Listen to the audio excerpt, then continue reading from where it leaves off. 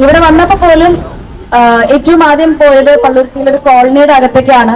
ആ കോളനിയിൽ പോയപ്പോ അവിടുത്തെ ചേട്ടന്മാര് പറഞ്ഞു അവര് 4-5 വട്ടം അടുപ്പിച്ച് എലി കടിച്ചുകൊണ്ടിരിക്കുകയാണ്, കുഞ്ഞുങ്ങളെ എലി കടിച്ചുകൊണ്ടിരിക്കുകയാണ്, അവർക്കൊരു ഭക്ഷണം പാചകം ചെയ്യാൻ പറ്റുന്നില്ലാത്ത അവസ്ഥയാണ്. അവരുടെ പുറത്ത് അടുക്കള ഞാൻ കണ്ടു. ഒരാൾക്കും ഇങ്ങനെ ഒരു ഗതി വരരുത് ഇതുപോലെയുള്ളൊരു നാട്ടില്. നമ്മൾ ഇത്രയും പേരുണ്ട്, നിങ്ങൾ ഇത്രയും ശക്തരായിട്ടുള്ള ആൾക്കാരുണ്ട്. അവർ 10 വർഷമായിട്ട് ഇതിനു വേണ്ടി പോരാടിക്കൊണ്ടിരിക്കുകയാണ്.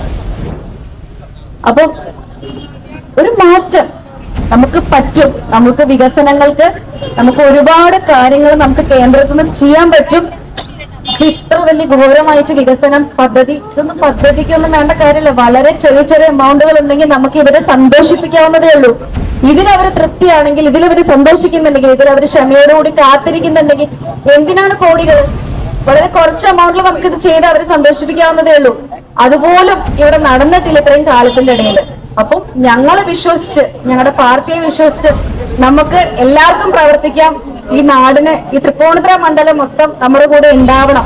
അത് നമ്മുടെ പ്രവർത്തനങ്ങളിലൂടെ നമ്മുടെ വിശ്വാസം കൈവരിച്ചാൽ മാത്രമേ ഇതെല്ലാം നടക്കുള്ളൂ. മെയ് 4-ാം തീയതി എന്റെ പേര് എല്ലായിടത്തും ഉയർന്ന് കേൾക്കണമെന്ന് ഞാൻ പ്രാർത്ഥിക്കുന്നു. നിങ്ങളുടെ എല്ലാവരുടെയും പ്രാർത്ഥന ഉണ്ടാവും എന്നുള്ളത് എനിക്കറിയാം. Thank you so much.